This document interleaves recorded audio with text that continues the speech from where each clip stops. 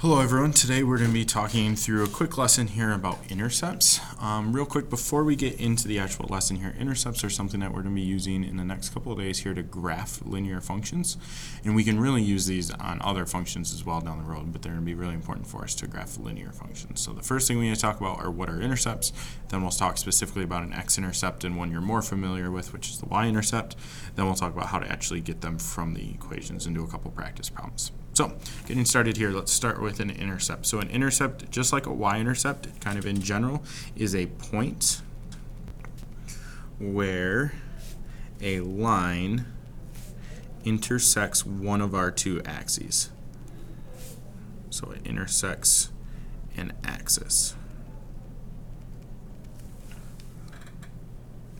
And now, depending on which axis it is, that's where we start to talk about whether it's an x-intercept or a y-intercept. Okay? As we start to move forward with these, this is kind of the note here, we're going to be using these to graph and solve our linear functions. Solving more comes in when we start to talk about these things called quadratic functions, but these also help a lot in real-world scenarios as well. If we're in the middle of a story problem, sometimes finding those intercepts are really the way to find the answers to those story problems. So let's go specifically to our x-intercept here. So we're talking about these points where our lines cross our axis. So if I talk about an x-intercept, that is going to be where a line crosses the x-axis. Okay, now I do want to make this pretty clear here. This is actually the x-coordinate of the point where I cross my x-axis. Okay? So it's actually the point where I cross. Now, if I start to look at an example of one of these, so I'm looking at my graph down here, I've just drawn in this line. You don't have to draw in exactly the same line, but mine happens to cross here at 1. So if I look at the coordinates of this point, this is really 1, 0. Okay? And so my x-coordinate, or my x-intercept, is simply just 1. So I would say that my x-intercept here is at 1. Now, when I start to talk about finding my x-intercept, I'm going to think about this point.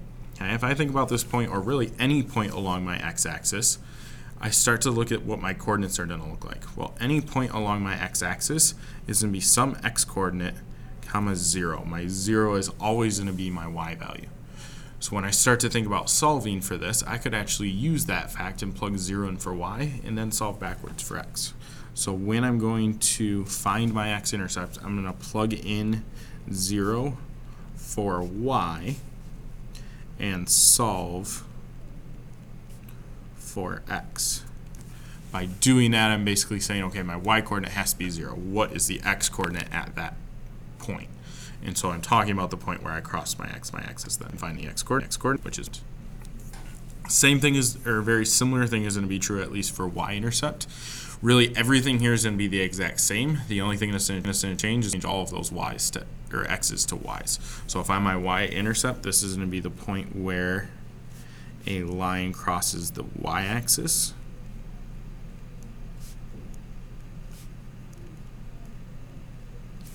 And again, it's really the y-coordinate of that point.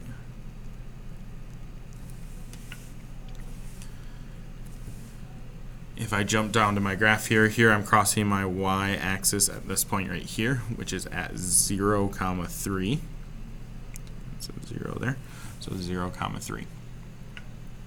Now again, just like with the x-axis or x-intercepts, I can start to think about what all of these coordinates are going to look like. If I'm on my y-axis, I'm always going to have some sort of y-coordinate, but my x-coordinate is always going to be a 0. So I'm going to have 0, y.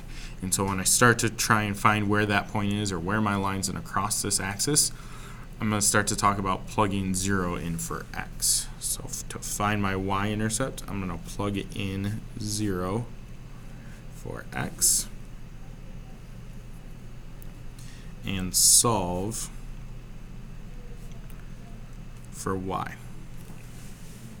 So I'm plugging 0 in for x and solving for y.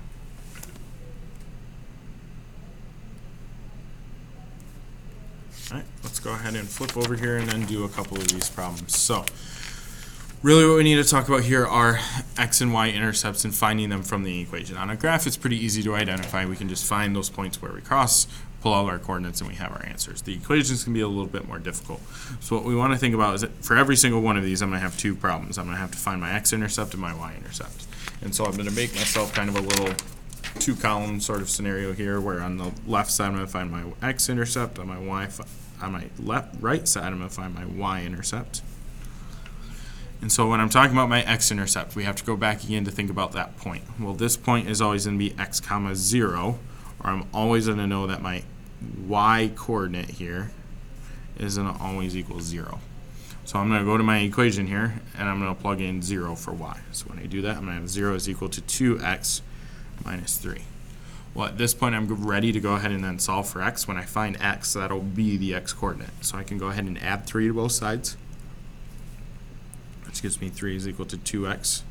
Then I can divide by the 2 on both sides, and I end up with x is equal to 3 over 2. Now, 3 over 2 is a nice decimal. It's 1.5, but there's really no reason to go to it at this point. Okay, I have my answer as a fraction. Just leave it as a fraction. There is my x-intercept. Same thing for y-intercept. Okay, if I start to think about my y-intercept, that's going to be 0 comma y in some form. Okay, and so now I'm starting to think, okay, my x is now, so I can do that in my equation. I'll have y is equal to 2 times 0 minus 3. Well, 2 times 0 is just 0, so this is going to be 0 minus 3. And 0 minus 3 gives me a negative 3 for my y-intercept. So now I have both my intercepts. Tomorrow when we start to get into more notes, we'll talk more about, okay, now what do I do with these on a graph? And how does this actually help me graph? But today's just finding these things. Okay, I'm going to do the same thing here for number 2. I'm trying to find my x-intercept and my y-intercept. Okay, for my x-intercept, okay, again, I know my y-coordinate is going to equal 0. So I'm going to take and I'm going to plug in 0 for y. So this is going to be 2x plus 4 times 0 is equal to 32. Okay, well, before I keep going here, if I just think about this, 4 times 0 is going to be 0, and adding 0 doesn't change anything. So this part here I can really just kind of ignore, and I can cancel that out. So I'm really just looking at 2x is equal to 32. Well, now from here I can go ahead and get x by itself. So I'm going to divide by 2 on both sides, and I get x is equal to 16. So there's my x-intercept. I can go back and do the same thing for my y-intercept.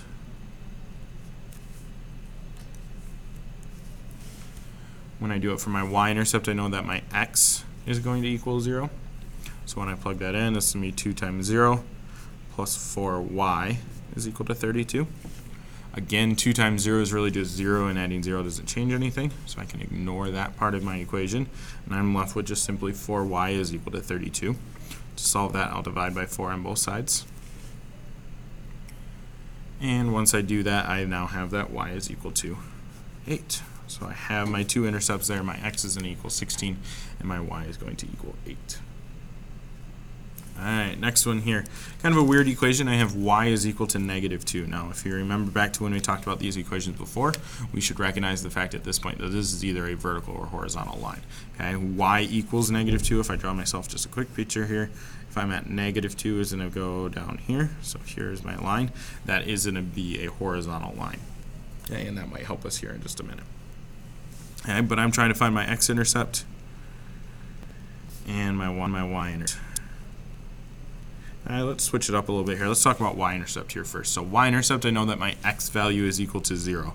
Well, I don't even have an x value here, so I don't have to worry about plugging in 0. So I'm just going to simply say y equals negative 2. Boom, I'm done.